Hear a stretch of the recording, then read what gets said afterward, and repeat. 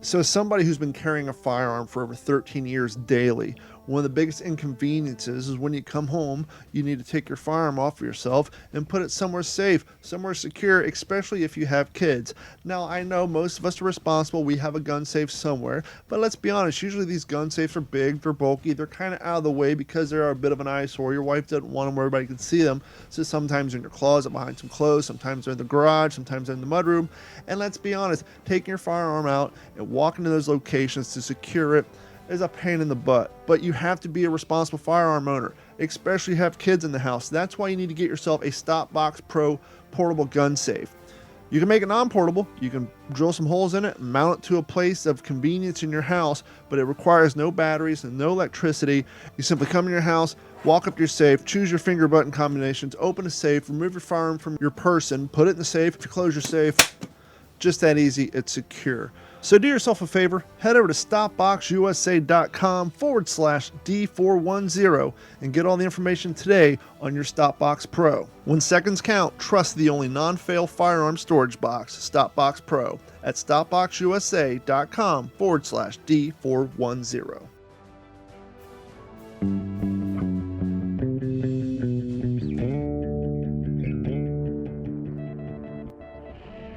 Digital 410 Media proudly presents the What's the Scuttlebutt podcast with your hosts, Don Abernathy, Jeff Copsetta, and Dennis Blocker.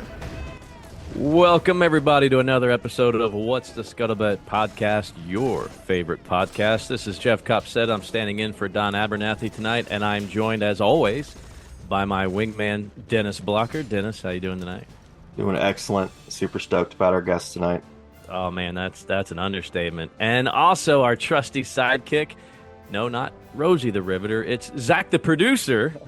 He's a little prettier than Rosie. Zach, how you doing? Doing very good. Very good. Thanks, Jeff. Appreciate that. Well, we're going to get right into this thing. We're going to let Zach introduce our very special guest tonight, because without Zach, we probably wouldn't have him. So, Zach, take it away. All right. Thanks, Jeff. Folks, we have another one for the record books tonight. He is the best-selling author of 27 books, including Race of Aces, one of my favorites, Indestructible, and his brand new book, 53 Days on Starvation Island, the story of the Marine airmen and pilots who saved Guadalcanal. It is, in my opinion, the best book that has ever been written on the Battle of Guadalcanal, and it's definitely in my top 5 favorite World War II books of all time.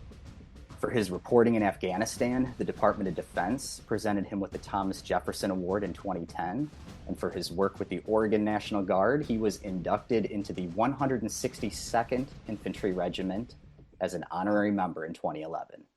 Joining us tonight from Oregon is our very special guest, author John Bruning. Thank you, John, for joining us tonight. Thank you, Jack. It's a real honor to be here. I really appreciate it. Absolutely.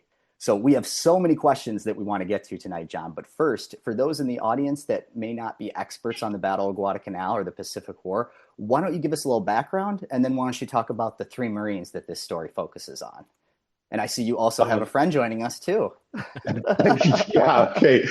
Sylvia is my writing cat. Anybody who follows me on social media sees a lot of her. She is definitely going to be a presence tonight. I apologize. It's either this or she'll sit at the hangar door screaming, and we can't have that. But I do have treats that can keep her at bay. The story of Guadalcanal is the story of a hastily thrown together offensive born out of desperation. So keep in mind that this is the summer of 1942. The Japanese are still ascended in the Pacific, even though they have suffered a major setback at Guadalcanal. I mean, at Midway in June of 1942. They were still offensively inclined and still had the strategic initiative, and they were working their way towards trying to cut off the supply lines and the sea lanes between the U.S. and Australia by moving down the Solomon Islands into the New Hebrides and establishing a chain of air bases where long-range bombers could strike at the supply convoys going to Australia. That was such a threat that the Pentagon and the president decided, the War Department at the time, decided that it had to be countered and stopped. Otherwise, our very position in the Pacific could have been compromised because Australia was going to be essentially a giant supply base for our future advances in the Southwest Pacific theater and into ultimately the Philippines. So the idea was to recapture the island of Guadalcanal at the southern end of the Solomon Islands, where the Japanese were building a long range bomber base. The airfield was not yet complete, but it was being hastily worked on. And the speed at which they were actually able to cut this strip out of the jungle prompted the Americans to push the invasion date up. So everything was very hastily thrown together. We had the First Marine Division was in the area in theater, but they hadn't seen any combat. So they would be the primary instrument to actually retake this island until more reinforcements could get in, U.S. Army units mainly. The whole thing was done on a shoestring. We didn't really know how to plan an offensive. It was our first of World War II, and they made many, many, many errors.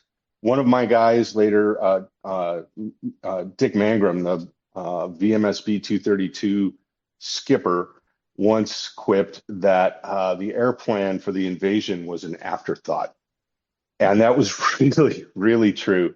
The idea was to get the Marines on the island to finish the base. Once the airfield was complete, they would get a couple of squadrons of Marine aircraft up to protect the perimeter around the airfield. And bottom line, they didn't really plan that very well, and it turned into a complete and total cluster from the get-go. And the story that I have written about is the story of the guys who essentially made a success out of that cluster. And it was very, very difficult. You can tell through the course of the book that these guys really suffered, and they suffered for years afterwards. Try to make that point towards the end of the book. But this was our first offensive of World War II, and ultimately what happened at the beginning of it was the Marines were able to land and successfully take the airfield and start to get it into commission. And yet the Navy suffered a serious naval defeat at a battle called Savo Island, where 4 cruisers were sunk, which prompted the Navy to withdraw from the area for several weeks. And that left the Marines out on a limb with barely any supplies, only a couple of units of ammunition. They were living off of captured Japanese rice. And it was into that situation where the Japanese had air superiority and naval superiority around the island that the 2 squadrons I wrote about in 53 days joined the fight. So Now, you said something interesting there, John. Units of fire, just a few units of fire. Now, our audience may not be familiar with that form of measurement, and if you could fill us in, because I think it's important when you think about a unit of fire and how long they had to make it last. Yeah, I can't remember off the top of my head how many days worth it was, but a unit of fire was 1 day's worth of full ammunition loadout for the 1st Marine Division. And I think they only had 3 or 4 units of fire initially. And all the while, the Japanese were running supplies and troop reinforcements down to the island to, obviously try to seize the airfield again. The Marines had to build this perimeter around the airfield with a division of troops. They just had, there were gaps. There were gaps because the regiments were spread so thin. And that plays into the climax of this book for sure with the Battle of Edson's Ridge, which we can get into later.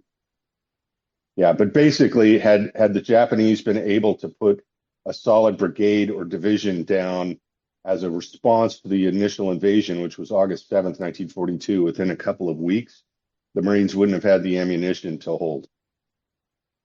Wow. So, John, you briefly touched on the three Marines that this story focuses on. They're John L. Smith from VMF 223, Marion Carl, another pilot from VMF 23, and then Dick Mangrum from, you mentioned, VMSB 232. Believe they were also known as the Red Devils. So these were Yep. some incredible pilots and just an incredible story once they got on the island. The question I have for you is how do you do it, John? How do you get such detailed and amazing information about these guys for your books? I mean, these are inner thoughts, conversations, songs around a fire that they're recalling memories. Like, how do you do this? How did you get these? I was very blessed to have met Marion Carl. He was the first World War II veteran I ever interviewed when I was in graduate school. I was at the University of Oregon for grad school. I was studying military history, which U of O is not a good place to do that, but I was. And he lived in Roseburg, just south of Eugene. And I went down. First year grad student with a mullet. I wrote about this in the book, actually, at the end. And I drove the car that's sitting behind me right now down to meet him. So I rolled up in a 1956 Ford Victoria, two-door hardtop, and sat down in General Carl's living room and spent an afternoon talking with him. And the details that he provided were the basis for much of this book, to be honest. It was something that was in the back of my mind from the day I left his house to write this story somehow. And I was finally able to make it happen during COVID. I was very blessed. Um, Beyond the actual first person oral history interviews, I also interviewed Dennis Bird, who was Dick Mangrum's gunner, and he and I corresponded for years. Uh, there were letters that I had, diary entries, logbooks, newspaper articles, magazine articles that some of the guys wrote when they came back, who subsequently died in training accidents or in combat on subsequent deployments. So that was amazing. And then talking with the families as well. Some of the family members provided incredible resources to me. And then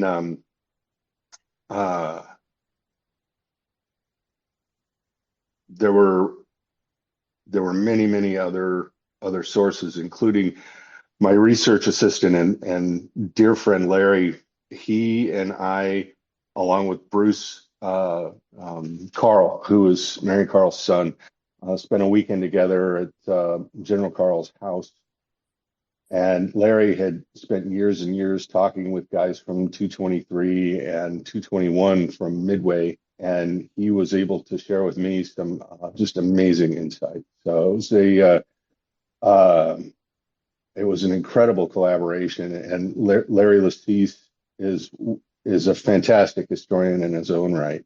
So I don't think I could have finished the book in the way it is without his help. In fact, I know it. So yeah, the sources were many and varied. I was also, the funny thing is, the records for VMF 223, especially, and MAG 23 are just a shambles, and there's multiple iterations of them. It's like in the moment there was one, then when they got back, Colonel Fike redid them and expanded on them, I think. And then there was another one that was amended later by the VMF 223 association. And I was very lucky to have a family friend who was in 223 in a subsequent deployment later in the war on Okinawa. And he was able to provide that annotated one to me, which gave me some of the just most amazing little vignettes and stories about the men, especially how they ended up getting home. That all came out of that iteration of the documentation. Yeah, I know we said we weren't going to do spoilers. I mean, I know that most people know that Guadalcanal, what happened there, but eventually happened there. But I got to say that I didn't have the time to read the book. So what I did was I got the audio version. And when I'm working in the ranch that I work at after my other job, I'm chainsawing trees. And I really wish there was a time capsule that I could have jumped into and gone back and punched the guy in the face that disrespected those ground crews that were getting home after everything they had endured and the things that they had made happen out of sheer gut and tenacity and love for the pilots. And the officers even stayed back to make sure, like, okay, everything's in order, everything's in line, the guys are squared away. And then this idiot and the ramps, I was like, man, with a chainsaw in my hand is probably not a good thing. Because I was like, oh my gosh, I want to just like, I just Yes. skipped way ahead, and I apologize for that. But and if I'll just say this, and then I'll let you continue on what you were saying. I'm so sorry for interrupting, but it just jogs No. memory. But I mean, there were several moments I shed tears during this book. And for us guys with our backgrounds, for everything that we've seen in emergency medicine and combat, for us to do that, it's this book is going to touch a lot of people's hearts. It's really, and you did good on these guys. I mean, I when I stepped away from it, I thought I looked over and I saw cars driving down the road, and I thought, what a shame it is that they don't know these guys' names. You know, like how much we all owe, how much my grandfather, who went to Pearl in '44 and stepped aboard the LCI 449 gunboat, like how fortunate he was that these guys had come before and made it possible that he could even go to Pearl and step aboard in peace and not have to worry about being shot out of it's powerful, and you did good. You did really good for these men. Thank you. That means the world to me. I mean, honestly, I was late on the book, and I didn't want to compromise and cut it short and meet a deadline that was important to my career. What was important to me was these men and their families get the recognition they deserve, because I mean, most of these kids like Scotty McClellan, nobody's ever heard of him. He's still MIA. I That's a spoiler, sorry. Um, what blew me away about the men who compose these two units is they came from every socioeconomic background. There were Ivy Leaguers, there were dirt farmers from Florida, there were people whose dads worked in the trades. And then you had guys like Scotty, who he grew up with nine servants in his house outside of Chicago, and his family rubbed elbows with some of the most politically powerful people in the country.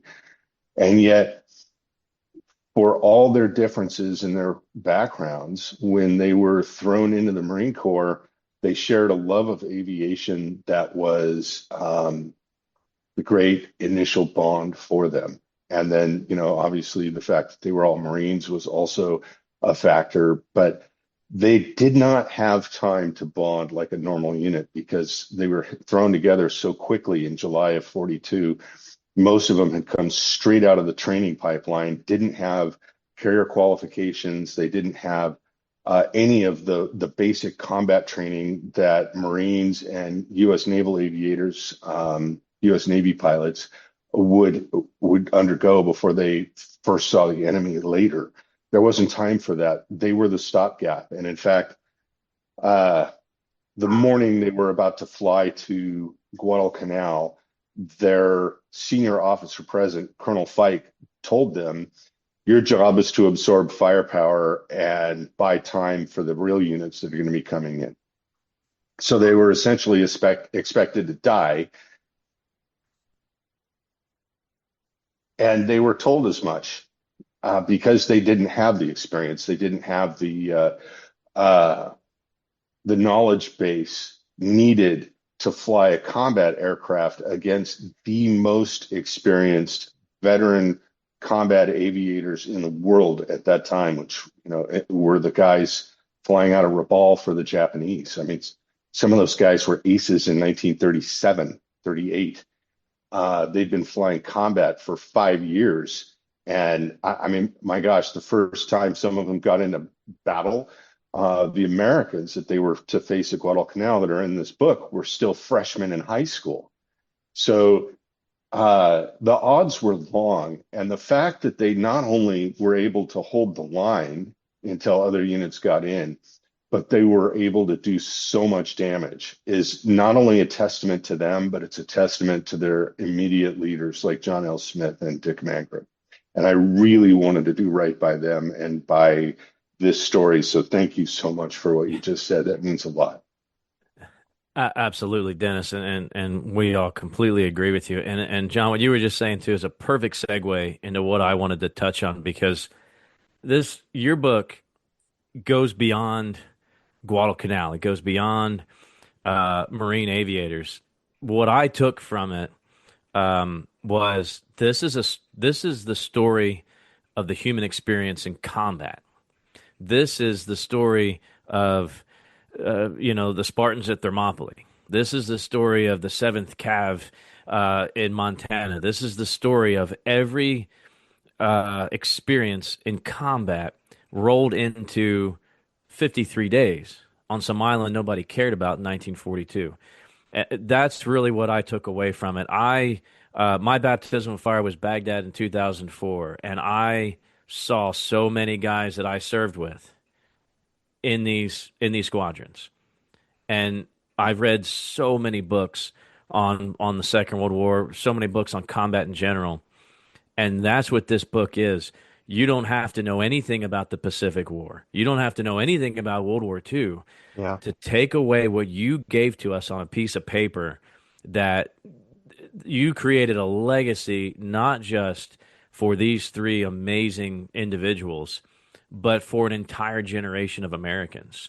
If there's one story, in my opinion, that people need to know, it's this one, because it's so much bigger than themselves. And to know how young they were, right? We know these were pimply faced kids that barely got a chance to kiss their girlfriend on the farm before they went off and rid the world of tyranny. It's not like the movies. We all know that, right? And what's something you mentioned in the book too, which I thought was just pristine, was the bell curve of guys' experiences. The way you described the bell curve of they're brand new. And let's face it, it's not like they're brand new, but it's not like they're getting into a far superior aircraft either, right? It's not like they've got that advantage working. So they're facing not just experienced Japanese pilots, but experienced Japanese pilots with better weapons and better aircraft. So they're behind the eight ball multiple times here. But that bell curve, that analogy to me, I thought was just spot on. And listen, I don't actually have an intelligent question to ask you here. It's more comment based, but thank you. Yeah. Because we needed this. We needed this. Yeah. If I could say Jeff. one more thing, John, right before you were, I have to add to all of this, because it's to Dennis's, to Jeff's, to the thank you, to the theme of all of that. What you did, John, with this book, you didn't just put names on a page and put facts on a page, because I've read Thomas Miller's The Cactus Air Force. This is not The Cactus Air Force.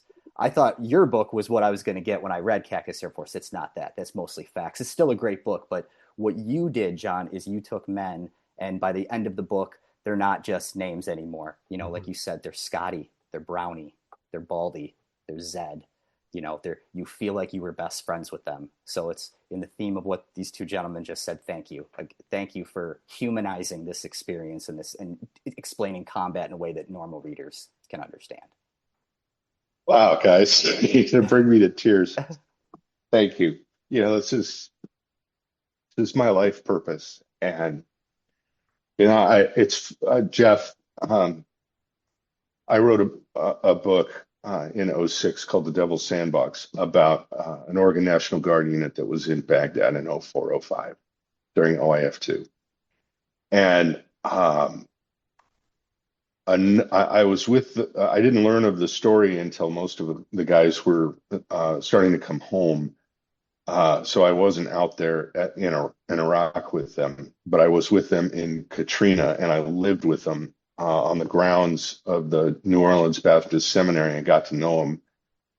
Had many, many long nights talking with them and going on patrols with them. I realized a couple things. First, if I was going to keep writing about combat, I needed to go experience it. But also, I had a mentor early in my career who told me, you've got to see these war stories as male adventure novels.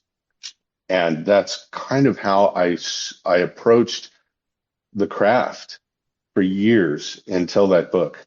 And then when I went to combat in Afghanistan and saw what was going on, and that there is that probably truly unreachable goal of having a band of brothers. What I saw was you had really close-knit cliques within a unit, and then there was a lot of tension and interpersonal issues. So it was, it's flawed. And I guess when you look back in 50, 60 years, like they did with the unit from the 101st that story is about, you forget some of that. And so I wanted to remember it. And when I came back, I wrote about some of the dichotomies that I saw in combat through the story that Sean Parnell and I wrote with Outlaw Platoon. And, flash forward to when I'm able to actually write 53 days, these kids, they were totally psychologically unprepared for what they were dealing with. It wasn't just a matter of no combat training and minimal training in type. I mean, before they joined the squadrons in July and they were on the boat to get to Guadalcanal starting August 3rd, I think is when they departed Pearl. So literally they only had a few weeks of training time to get to know each other and to learn the aircraft that they would be flying. But they also were not psychologically prepared for what combat was going to require of them. And almost all of them measured up. That is just a testament to them. I mean, a couple of them didn't. But the vast majority, 98% did. And they weren't just fighting in the air. That's the thing that made this 53 days such a crucible of hell. They were on the ground. They were sleeping in an area that was periodically under artillery fire, periodically bombarded by naval gunfire from warships offshore, bombed from the air at night by Washing Machine Charlie. They were sniped. One of the fighter pilots was actually shot in the rear end while he was washing in a nearby river and became a ground casualty as a result. They were literally in a war zone 24/7. And when we culminate the book at Edson's Ridge, there was actually a small force of Japanese that got into the perimeter and made it to the aircraft that these guys were flying.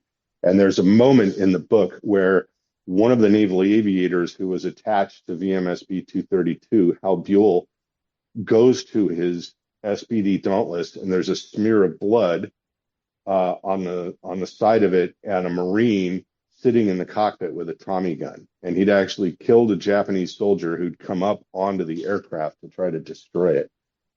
So that's the nature of what they were dealing with in terms of combat. And then when you layer in the living conditions, the fact that they didn't, for over a week and a half, they didn't even have tents. They were just living there in the jungle. They didn't have mess kits. They didn't have proper food. They were living off of Japanese rice and captured Japanese food stocks.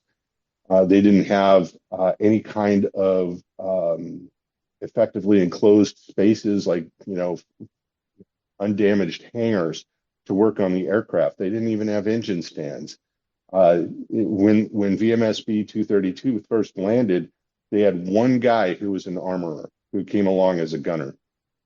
They didn't have any bomb carts. So, here they are expected to go sink warships with 1,000-pound bombs that had been left by a transient U.S. Navy unit that had stopped to refuel at Guadalcanal. These bombs had to be hand carried to the aircraft and then lifted up onto the SBD's bomb shackles by hand. And they had to do that day after day, week after week. And even when the ship arrived that had that stuff, it ran aground repeatedly through mismanagement. The captain was an idiot. And they had to pitch most of that stuff overboard.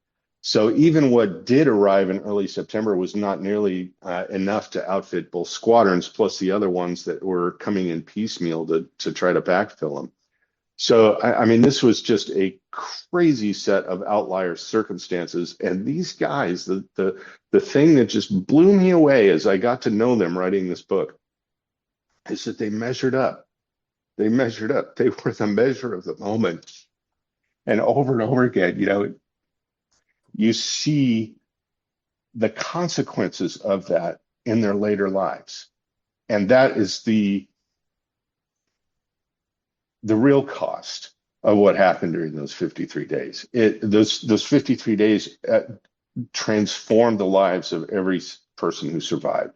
They all went on, some of them did great things, some of them struggled, but none of them emerged from that unscathed. And that's why I started the book in Washington, D.C. after the deployment. I wanted to show, there is a dark side here that comes back with you. And these guys at the start of the book, Marion and Dick and John L., they're sitting in a hotel, a very posh restaurant in Washington, D.C. near the Navy Department. And they're surrounded by all of these officers with pristine uniforms. And they're literally 10 days removed from wearing rags and, being constantly stricken with the bends from dysentery. And, there's china and nice, flatware and, cloth napkins. I mean, it was just culture shock coming back to that and seeing the country just really not yet even in a mode to understand what it was going to cost and take to win this war. And I mean, this is long before the blizzard of Western Union telegrams started, papering every neighborhood and town in America. And so we as a nation hadn't really risen to the occasion yet. It was all seemingly just a grand adventure that you saw in the newspapers, and periodically somebody lost their lives in your area. But these were the guys who were the first back, and they're the ones who were the first to suffer that disconnect between the society that they protected and defended and fought for, and the civilians and the military officers and personnel who were still stateside and had not yet seen combat. Yeah, it just reinforces something that, I've said this so much now. I didn't serve with the Oregon National Guard and OIF too, but it was Washington and Arkansas. Washington was first of the 161, I think, and Oh, one you of were with the 39th Brigade. probably I was third brigade Yeah, first Arkansas. cav, but yeah, Oh, yeah. Okay. Washington was attached, and first of the 153rd from Arkansas was attached for OIF two, and I've said this 1,000 times. The hardest part about going over there is coming home, and your book hammered that home so well. And there's something else I want to touch on too, and something I want to share with you. Because when Zach first introduced us to your book, he said, "Guys, this is a must read. It's a top five." And I'm thinking Guadalcanal is what started it for me. I grew up just around the corner. I grew up in rural South Jersey, My dad retired from police department there. We moved to Central Texas here in the 90s and spent the rest of my life here. But walking to school, I would pass the house of a Marine. That's all we knew. I was a Marine in World War II, and he ended up being part of the First Raider Battalion that served at Guadalcanal. So, of course, he was impressed that this 13, 14-year-old kid had heard of Guadalcanal. So we really got close. And unfortunately, I was too young to really honestly comprehend half of what he was telling me at that age. And I was also too young to think to actually record any of our conversations. But Guadalcanal is what really, that's the genesis of my interest in World War II. The first book I read was Guadalcanal Diary. So, and I'm more of an Eighth Air Force, fanatic myself. But the Pacific still warms my heart. I spent 5 years working for National Museum of the Pacific War in living history, so it's still a very hot topic. When Zach introduced us to this, I went backwards and I reread Guadalcanal Diary. I hadn't read it in 30 years. I reread Guadalcanal Diary. And then I picked up Eric Hamel's Pictorial History of Guadalcanal. Of course, like that's what you do, right? You got to have an Eric Hamel when you're studying a battle. Oh, absolutely. I have a great Eric Hamill story for you too. He was a Perfect. dear, dear friend. So then I started your book, and I think I read 70, 80, 90 pages before I think I even blinked. And I got to a part that I'd read in several books, and it was like, okay, I got to find it. So you talked about the lack of support, the lack of supplies. The Navy leaves them. They've got no food. Their unit of fire is about running out. No armors. They're hand pumping avgas. It's the worst nightmare you could think of. And the intelligence aspect. And something you mentioned, I think we've all read it in at least one book, that the only maps that anybody had of Guadalcanal at the time was from some old National Geographic magazine. Well, thank you, Mr. Bruning, for pointing that out because it didn't take me long. He got Oh it. my gosh. So, for our listeners, if you've read a book, and you better read John Bruning's books, but if you've read a book where you've come across a line that says the guys at Guadalcanal had no intelligence, the only maps they had were some old National Geographics they found on the ship, it's the March of 1934 issue. And it's the very first article, Coconuts and Coral Islands by H. Ian Hogben. It's about 25 illustrations, pictures from the author, hand-drawn maps.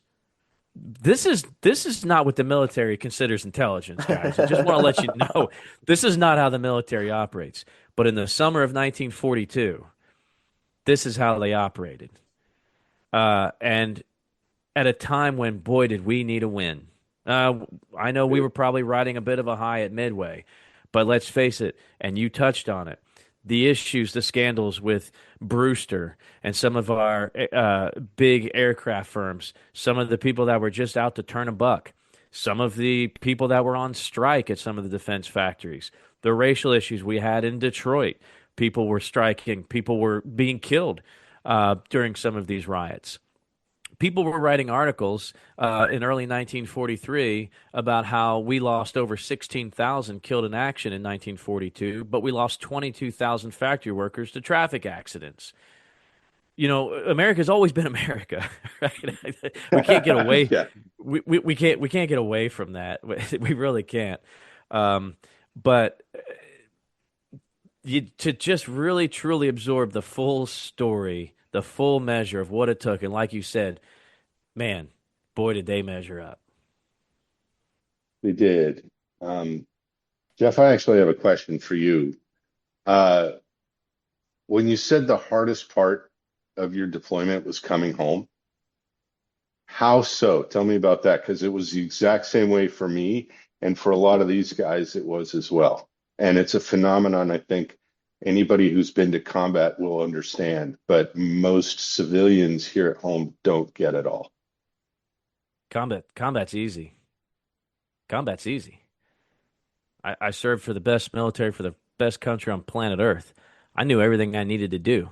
And if you get snuffed out, What a better way to go. There's no better way to go. Um, Living with it the rest of your life is tough. And I'll leave you with this. My platoon, we lost more guys to suicide than we did killed in action. So it's hard coming home. Yeah, no, I'm really sorry to hear that.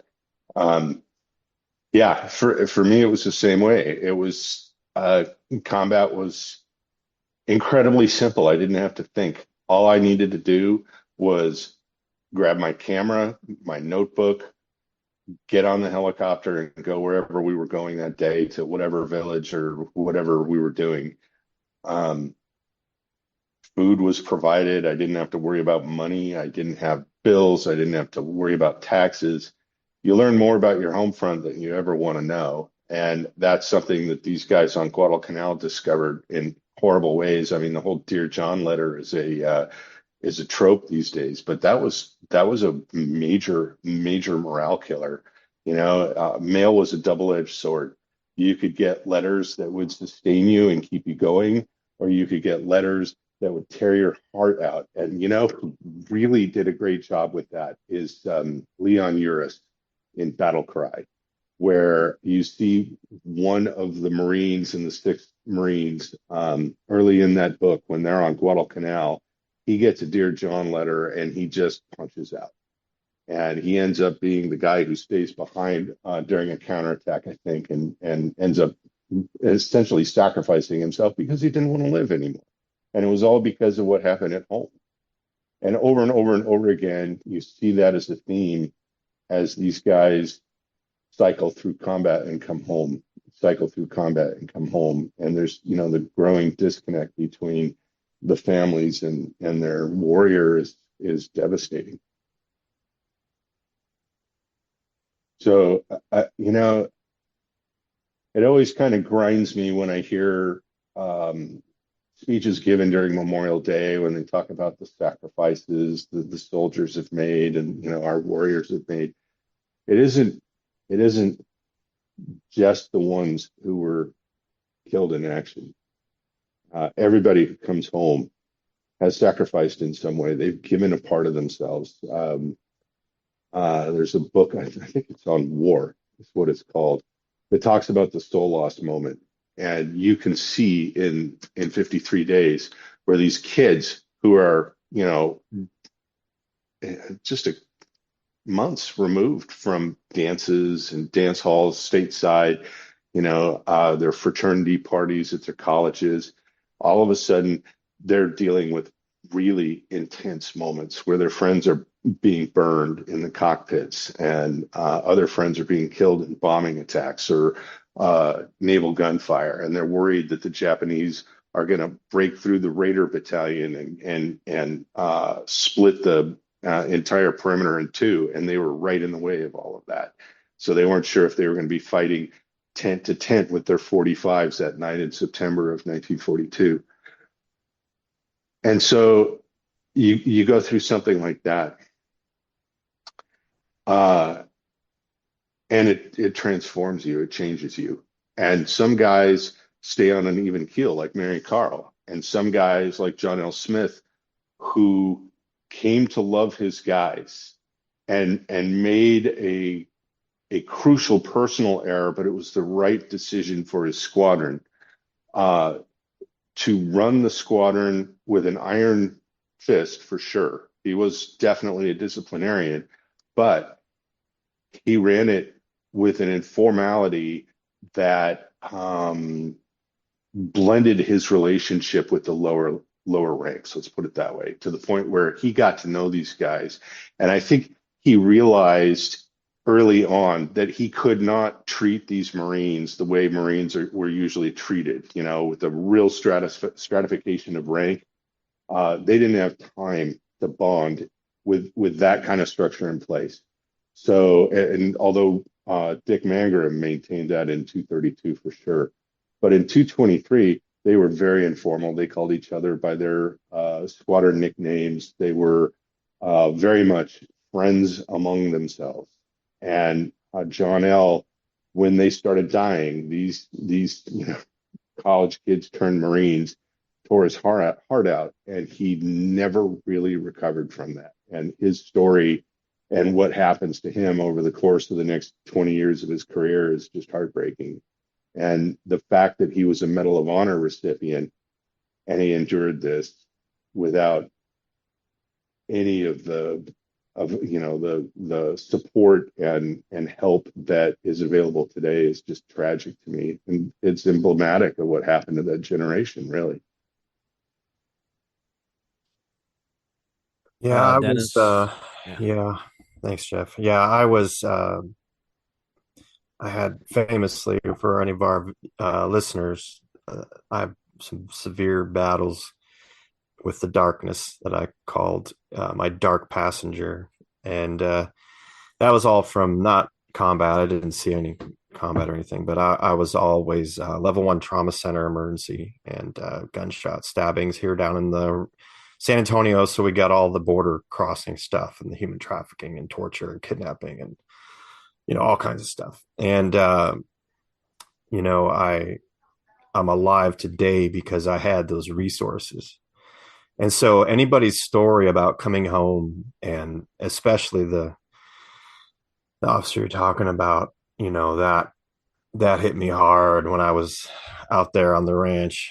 And it kind of reminded me of that fictional character from Full Metal Jacket, Animal, where they're talking about break glass in case of emergency. Well, what do you do with that guy when you're done? And that's where the country failed. These guys was they had saved us, and we failed them, and I'm so glad that you put their story in an epilogue and at the end of what happened, because that's also extremely relevant and important. And I think that serves almost as a tempering gauge, that we make sure it's a constant reminder that you always have to make sure that you're not falling back on the old ways we were doing things before, but we need to keep these guys safe and gals safe that are dealing with this stuff. And all of our frontline people, including first responders, and I have a bunch of friends that killed themselves and took their own lives as well, that were, ER docs and ER nurses and medics and firefighters, friends. So, it's a very important that I'm so glad that you touched on that. And I got to say that my journey on this story was very unique, because here's 2 recommendations I have for everybody about your book, John. I think everybody needs to buy a copy, all right, and somehow try and get it signed, and then put it on a shelf. And then what they need to do is they need to come down to South Central Texas in August, and they need to go out in the woods and listen to it on audiobook, and they need to chainsaw all day in 95% humidity, because my experience through these guys, I'm just sweating. Yeah. In June, while the mosquitoes are still bad. I got mosquitoes, I got flies, and I got stuff flying in my eyes, and I'm just chainsawing through all this stuff and working, and there's fire ants and scorpions, and you're talking about Guadalcanal's got snakes and scorpions and fire ants, and I'm like, they're everywhere. I'm like having PTSD right there, like I was there, and but what's really unique, John, and I want you to take this with you for the rest of your life, whenever you think about if your book matters. I had a really unique experience, because at the various things that were happening, for instance, the Marine who sat in the cockpit and gunned down that Japanese guy that was trying to get to the aircraft and then just casually walks off. I know exactly where I was at on the ranch that day when I was dumping. I had the ATV and I was dumping the wood where it's going to be burned. And I remember that story came up, and I was sliding out of the seat, and I looked up at the sky, and there was a buzzard flying over, and I was Oh like, my gosh. this is. And then there's an officer, a pilot who was a non-com before, and then made it into being, we all know his name. I don't want to ruin it for everybody. And uh, when he's gone, uh, man, I had to take a seat. I had to take a knee. That was powerful. Yeah, that was powerful. And Thank you. I really appreciate, and of course, as a writer myself, and I have so many questions about your writings, how you keep track of the characters, like, and how do you, I know how I do, but when you have all these guys and you got to, your continuity and your flow and your everything's got to agree in time and place. And I don't even know if we have time for that, Jeff, but you know, It's full immersion for me. Usually when I'm writing, I go up to a little cabin in the woods in the Cascades, a few miles from a lake, into this cabin that I've probably written parts or all of the last 14 books. Um, and I will spend weeks and weeks up there with just the cat, my dog, and the guys. And I live the story mm, for sure. And one thing, definitely the darkness that engulfs some of these guys is a major theme of the book, especially the aftermath. But the reason why I started the book the way I did was because in that moment in New York, when the guys are on the hero tour, the first heroes back from the Marine Corps. This is after the Marines, the Marine aviators were crushed at Pearl Harbor. They were crushed at Wake Island. They were crushed at Midway.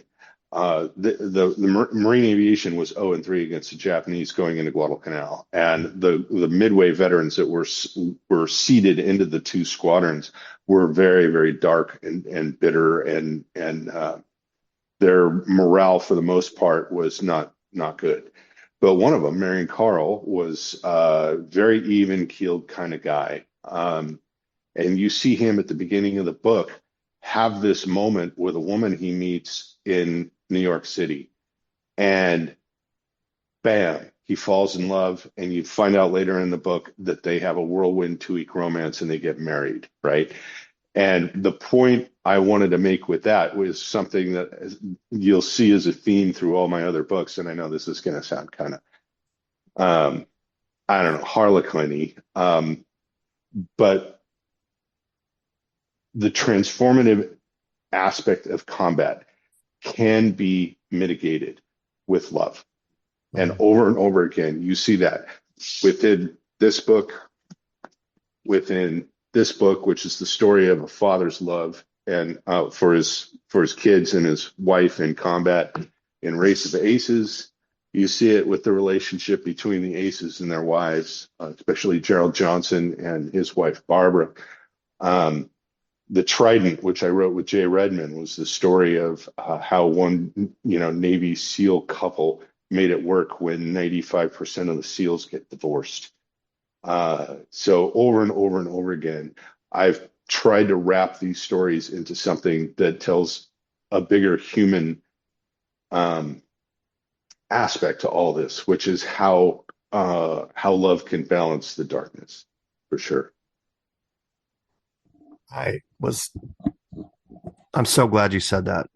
And I'm sure Jeff's going to be able to interject on that as well. But my better half, she would say, I don't know, well, I'm not this or I'm not that. And I just looked at her deep in her soul and I said, but do you know the peace that you bring to my heart? You can't buy that. You can't buy that at a jewelry store. Nope. You can't lose that enough weight for that. You can't purchase a dress for that. That is you. That is your heart. That's who you are. That's what I see. And the peace that you bring me, I will fight to the death for that. Yeah. Yeah, for sure. That's amazing. And I'm so glad that you have that, because it's been my experience, the people I know who served and came back and didn't have that or had chaos in that aspect of their life had a much harder time. sure.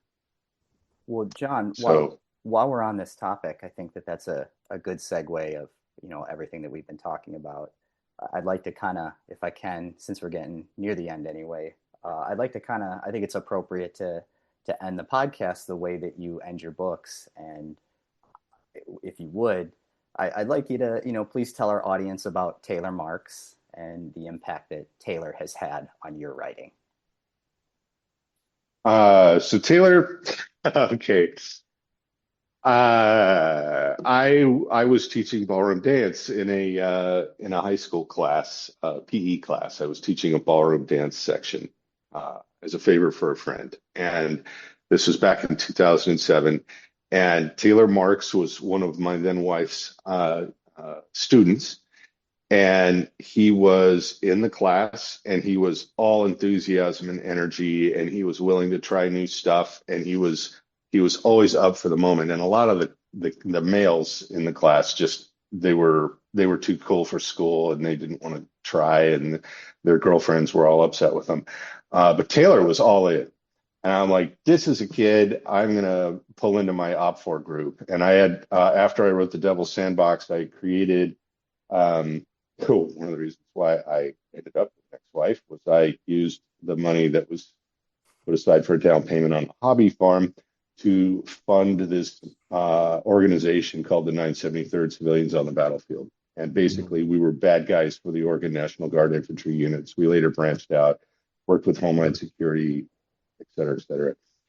Um, I pulled Taylor into the group, and he turned out to be one of the best members of the group we ever had. And he became very, very close to me and my family. He watched the kids when we went on date nights. And ultimately, he told me instead of going to college, he wanted to go join the Oregon National Guard and serve with the units that we were supporting. And I told him to go read House to House in the Devil's Sandbox and come back. And he did, and he still wanted to. I gave him my Pontiac GTO to take his girl to prom, along with his best friend. They double dated. And a year after the prom at the same venue, I gave his eulogy. And he had been killed in Iraq 6 weeks into his deployment by an Iranian EFP on a bridge in front of an Iraqi police unit that was working with the Shia militias. And as a result, I close almost every book that I've written with a paragraph or two about Taylor, and 53 Days was no exception. I drive that GTO across the country every time I do research for these books. Because I feel close to him. I can feel his presence in the car. Mm. And yeah, like we're talking 16 years later, and the anniversary was just on the 28th. And you never heal from those things. You just have to grow around the pain. Now you can see how it affects me even now. Mm. But he was one of those kids who had enormous potential, and it got cut short, and the country is less for it. And we have a lot of people like that, especially from the greatest generation. So this is one of the other reasons why I do what I do. Thank you for letting me talk about Taylor. Oh, of course. And I think Jeff said it earlier, but this book in particular, I lost count of the number of times that it brought me to tears because it was that good. And every single time I get to the last chapters of your book and you talk about Taylor, that does it too. So thank you for making sure his name gets mentioned too. Thank you, Zach. Yeah, I appreciate that. I do what I can. We escorted his remains home in the GTO when he came into Salem Airport, and he was here in Independence for a couple of like a night and a morning, I think, and then we escorted him up to Willamette National, where he was laid to rest up in the Portland area. So the GTO will be in the family until I die. Wow. Well, John, as a living history reenactor, as well as some of my other hobbies, we have a saying when we go to air shows or perform at different events around Texas. And it's really quite simple. It's just a simple line that I came up with years ago, and it's we do what we do because they did what they did. And we thank you for doing what you do because you do it so well. Mhm.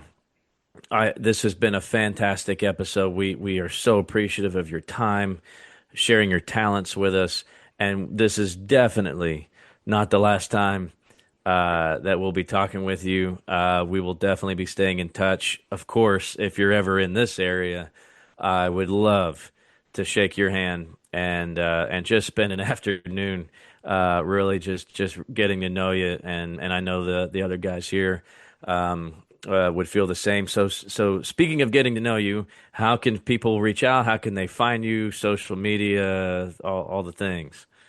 My website is theamericanwarrior.com. Uh, Mm, I'm awesome. on Facebook as John R. Bruning, and you can find me on Instagram at John R. Bruning, and also John R. Bruning on Twitter, which is X now, I guess. And then, of course, Sylvie has her own page on Instagram. She has more followers than I do, so I'm bitter about that. But it's so funny because every time I put her in a photo with the books, they get like 4 times the traffic, when I'm running little ads on Instagram. So the cat more than earns her keep, and I know she's a pain when she jumps up here, but she's yeah. So she's at Sylvie the Canine Cat on Instagram. Awesome. Yeah, Well, we invite Everybody, all of yeah, our for sure. WTSP listeners to go ahead and check you out. Dennis, you got one more final thought? Yes, one more final thought. I just want to thank you for, you know, what you do, and you do well. And I while we were talking, I ordered the book, the Sandbox. oh, thank Yeah, you. I ordered that, and then Thank you, and Tom. Jeff, I ordered the National Geographic. I found it on eBay, Right on. so that's coming as well. It, Um, perfect. Thanks a lot, fellas. And Yeah, Thank you, well, we guys. invite all of our listeners. Make sure you check us out at WTSPWWII.com. That's WTSPWorldWar2.com. Check out all of our latest merchandise, our episodes, which will be coming out. And Zach, our amazing producer, is going to make sure that you guys can find your way to John R. Bruning and his amazing books, the story of love, of loss, of sacrifice, of war, of the human experience, how men could save a country, but sometimes a country cannot save the men. Thank you again, Mr. Bruning, and we will see you all next time. Thank you, Chance. Thanks, John. Really appreciate it. Thank you, guys. This is a really special evening. I really appreciate you having me on. And John, just so you know, and I swear I've been telling people this book is so good. I've been telling people, I know this is a bold statement, but George R. R. Martin could drop The Winds of Winter tomorrow, and I would still say, shelf it, put it down, and read this first. And I mean Thank that you. from a Song and Ice and Fire fan. Like this is one of the best of all time.